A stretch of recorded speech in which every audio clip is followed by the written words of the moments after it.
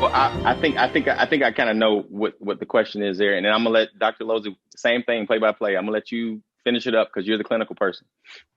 I have heard of a couple of rare cases of people being infected after vaccination, but there's a very important detail in that.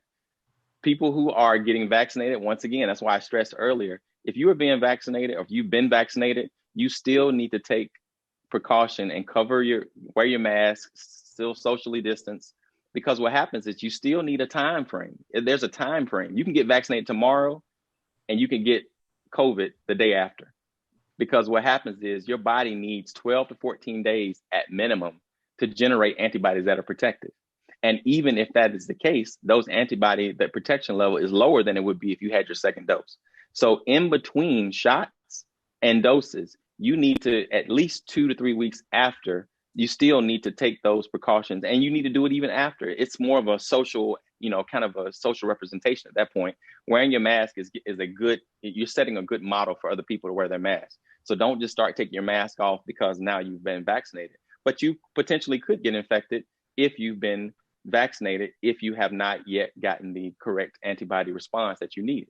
So I'll let Dr. Alozi take that from there. Yeah, absolutely. I think you said it all.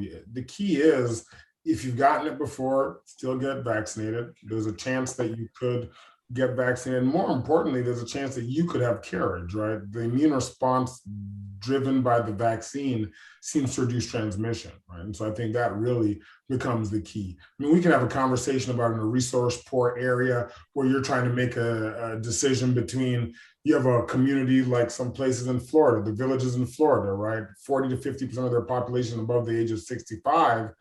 I probably wouldn't vaccinate people in that community that have already had it first, because limited supply of vaccine, I'm going to vaccine all the over 65 because those are the ones that have the highest risk of death and mortality and morbidity, and then sort of trickle it back. But again, great question.